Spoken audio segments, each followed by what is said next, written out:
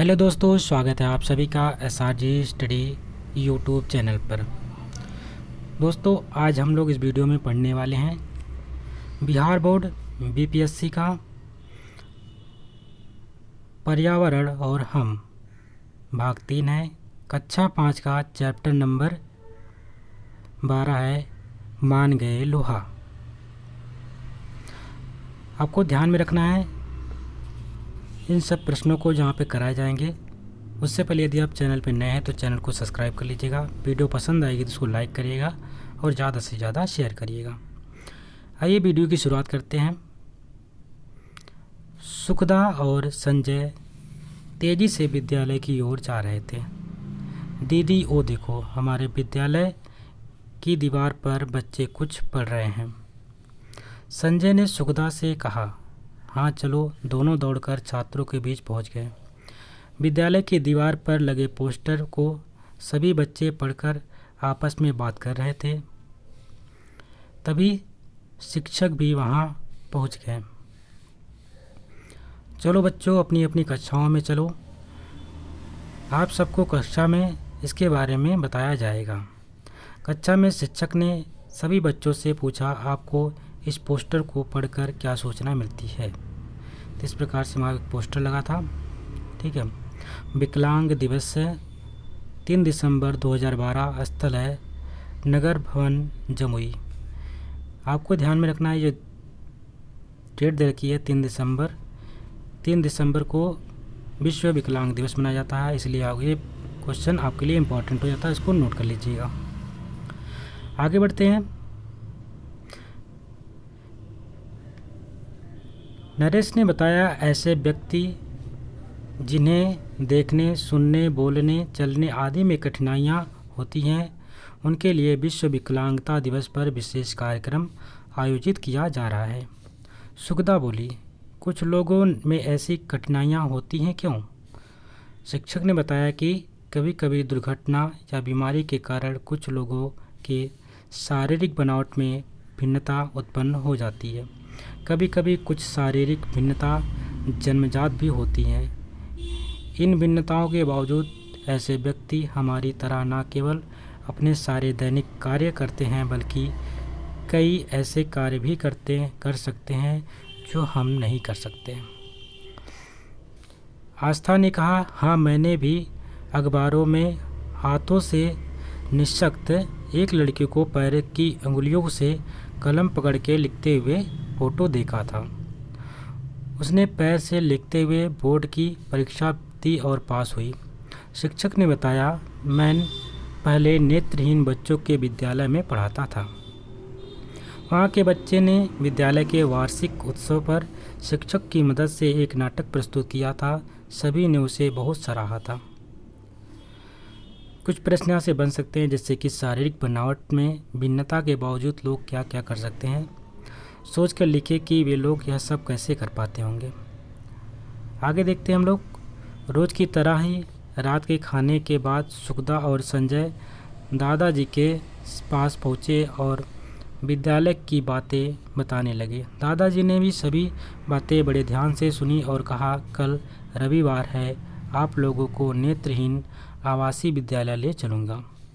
दूसरे दिन सुखदा और संजय दादाजी के साथ राजकीय नेत्रहीन आवासीय विद्यालय गए। विद्यालय के प्रधानाध्यापक महोदय एक शिक्षक के साथ आए और सबका अभिवादन स्वीकार किया। सुखदा ने देखा, प्रधानाध्यापक काला चश्मा लगाए थे, हाथों में लाल एवं सफ़ेद रंग की छड़ी थी।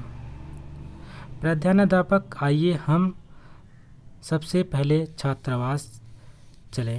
सुखदा और संजय सोच रहे थे कि पता नहीं नेत्रहीन बच्चे कैसे होते होंगे। छात्रावास में सभी छात्र अपने अपने काम में लगे थे। कुछ कपड़े धो रहे थे, कुछ सामान्य लोगों की तरह स्नान घर और अपने कमरों की ओर जा रहे थे। छात्रावास में उनके बिस्तर, पुस्तकें आदि ढंग से सजे थे। संजय ने पूछा, ये संगीत की आवाज़ कहाँ से आ रही है? प्रधानाध्यापक ने बताया कि यह आवाज़ संगीत कक्ष से आ रही है, हम वहीं चल रहे हैं। संगीत कक्ष में 8 से 10 बच्चे तबले, हारमोनियम आदि पर बजा रहे थे। प्रधानाध्यापक वैसे तो इस विद्यालय के प्रायः सभी विद्यार्थी गीत संगीत में रुचि रखते हैं, परंतु कुछ विद्यार्थी तो गायन वादन में बड़े निपुण हैं, जिन्होंने जिला और राज्य स्तर पर कई पुरस्कार जीते हैं। एक दूसरे कमरे के ऊपर पुस्तकालय का बोर्ड लगा था। वहाँ पर मोटी मोटी पुस्तकें सजाकर रखी थी। दादाजी देखो शुक्दा, ये पुस्तकें ब्रेल लिपि में लिखी हैं। ध्यान में रखेंगे, यहाँ से आपका प्रश्न इम्पोर्टेंट बनेगा। ये ब्रेल लिपि की बात हो रही है। ब्रेल लिपि की बात अगर होती है तो यहाँ पे आपको ध्यान रखना है कि ब्रेल लिपि एक बड़े आयताकार स्लेट पे 6 बिंदुओं को उभार कर लिखा जाता है। कितनी बिंदुओं को, कई बार एग्जाम में पूछा है, तो ध्यान में रखेंगे यहाँ पे 6 बिंदुओं को उभार करके लिखा जाता है। नेत्रहीन बच्चे इन उभरे बिंदुओं को उंगली से स्पर्श कर समझ जाते हैं। सुखदा और संजय यह सब जानकर बड़े प्रभावित हुए। जिस प्रकार से आप देख पा रहे होंगे यहाँ पे राइट हैंड साइड में कुछ शब्द, कुछ लेटर लिखे हैं, जैसे कि ए बी, इसको किस प्रकार से लिखा जाता है, डॉटेड से थोड़ा सा उभरा हुआ लिखा जाता है। ए को कैसे लिखा जाएगा, बी को सी, डी इस प्रकार से, ई एफ, जी को किस प्रकार लिखते हैं। उसके बाद एम है, आई है, जे है, के है, एल है, इस प्रकार सब चीज़ों को कैसे लिखा जाता है उसके बारे में यहाँ पे लिख के दिखाया गया। आगे देखते हैं। 3 दिसंबर को विश्व विकलांगता दिवस पर आयोजित कार्यक्रम में शिक्षकों के साथ सुखदा, संजय व विद्यालय के सभी बच्चे पहुँचे। नगर भवन में लगी कुर्सियां पर भिन्न भिन्न प्रकार की शारीरिक चुनौती वाले व्यक्ति बैठे थे। दीवारों पर विभिन्न प्रकार के पोस्टर व बैनर लगे थे। इन पर समाज कल्याण विभाग के द्वारा निःशक्त व्यक्तियों एवं छात्र छात्राओं के लिए चलाए जा रहे कार्यक्रम की जानकारी दी गई थी। छात्र छात्राओं को दी जाने वाली सुविधा के बारे में भी जानकारी थी। विश्व विकलांगता दिवस के अवसर पर शारीरिक चुनौती वाले व्यक्तियों के लिए विभिन्न प्रकार के खेल प्रतियोगिताओं का आयोजन किया गया था। प्रतिभागियों ने बड़े उत्साह से भाग लिया। पोलियोग्रस्त इकबाल अहमद ने सबसे ज़्यादा पुरस्कार जीते। उसके चेहरे से आत्मविश्वास और खुशी झलक रही थी। इस प्रकार से यहाँ पे दिखाया गया है। पोलियो से ग्रस्त बच्चा कौन सा है, इकबाल है, जो कि कई पुरस्कार जीते और उसके चेहरे पर आत्मविश्वास की एक झलक दिख रही थी। मंच से उतरते ही बच्चे ने इकबाल को घेर लिया। शुक्दा ने उससे हाथ मिलाते हुए कहा, भैया मान गए आपका लोहा। शुक्दा ने इकबाल अहमद को ऐसा क्यों कहा, भैया मान गए आपका लोहा, इसका अर्थ क्या होता है? तो लोहा मानना का अर्थ होता है कठिन से कठिन काम कर पाने की क्षमता को मानना। खेल में कुछ यहाँ पे प्रश्न बनेंगे। पक्षियों से दोस्ती। पक्षी तो हर जगह दिखाई देते हैं, क्या आपने कभी इनको ध्यान से देखा है? पक्षियों को देखना, पहचानना तथा उसका अवलोकन करना बहुत ही दिलचस्प अनुभव है। पक्षियों के बारे में देखने को बहुत कुछ है, जैसे कि आकार, रंग, रूप, बोली, आदतें, भोजन। कई लोग इसे एक शौक़ के रूप में अपनाते हैं और इस शौक़ को ही पक्षी की दुनिया में ताक झाँक या बर्ड वाचिंग कहते हैं।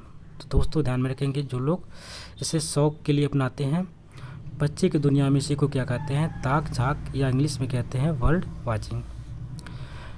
पक्षी दर्शन के लिए आप एक अलग डायरी या कॉपी बना सकते हैं। हर पक्षी के लिए एक अलग पन्ना रखना अच्छा रहेगा। आपको पक्षी के बारे में जो भी जानकारी मिले या पता चले उसको इस पन्ने पर लिखते जाइए। पन्ने पर सबसे ऊपर पक्षी का नाम लिखिए। यदि संभव हो तो पक्षी का चित्र ढूंढकर अपने द्वारा इकट्ठा की गई जानकारी के साथ चिपका दीजिए।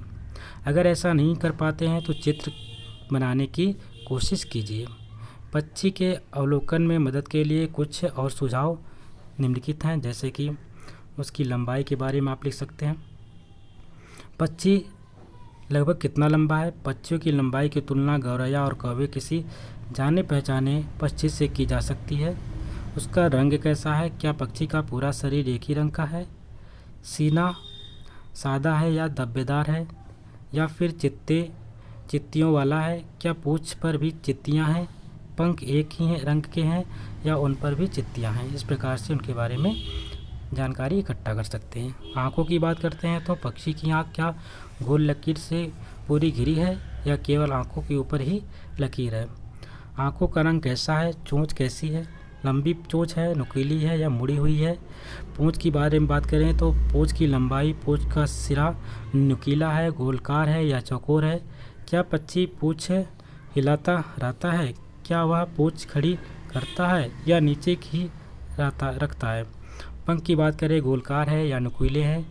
इसके लिए उड़ते हुए पक्षियों को देखना जरूरी होगा। संभव हो तो फैले हुए पंखों का भी चित्र बनाइए। आवाज़ की बात करते हैं। पक्षी की आवाज़ ध्यान से सुनिए। आवाज़ की मदद से आप पक्षी को जल्दी पहचान सकते हैं। अगर हो सके तो उसकी आवाज़ की नकल करने की कोशिश भी कर सकते हैं। आवाज़ मतलब वो रहते कहाँ पे हैं? वह अक्सर कहाँ दिखाई देता है? खेत या पानी के पास, पेड़ या झाड़ियों में या फिर बिजली के तारों पर? क्या पक्षी किन्हीं खास पेड़ों पर ही बैठता है? भोजन की बात, पक्षी क्या खाता है? कीड़े मकोड़े, दाने, मांस, अनाज व फल। मौसम, अक्सर किस मौसम में आपको यह पक्षी दिखाई देता है? पक्षियों को ध्यान से देखने और उसके अवलोकन अपनी डायरी में नोट करने में आपको मदद मिलेगी। इसके लिए उदाहरण के तौर पर खंजन पक्षी का विवरण आगे दिया गया है। यहाँ पे आप देख पा रहे होंगे एक पक्षी, उसका नाम क्या है? खंजन। इंपॉर्टेंट है तो खंजन पक्षी, क्योंकि आपको एग्जाम में इसमें बुक में दे रखा है तो आपके एग्ज़ाम के लिए भी इम्पोर्टेंट हो जाता है। अगर इसकी बात करते हैं तो इसकी जो लंबाई होती है लगभग 21 सेंटीमीटर है, जो गौरैया से थोड़ी सी बड़ी होती है। रंग कैसा है इसका? पीठ और सिर का रंग नर की बात करते हैं तो काला और मादा का धूसर होता है। पीठ और जो सर का कलर होता है, नर अगर वो रहेगा तो उसका कैसा रहेगा? नर में काला होता है और मादा में धूसर होता है। पेट वाला भाग सफ़ेद होता है, जो नीचे का हिस्सा होता है वो सफ़ेद होता है। पूँछ के बीच की काली पट्टी और दोनों किनारों पर सफ़ेद। यहाँ पे जो पूँछ रहती है यहाँ पे काली पट्टी, किनारों पे सफ़ेद, बीच में काली रहेगी, किनारों पे सफ़ेद रहेगी।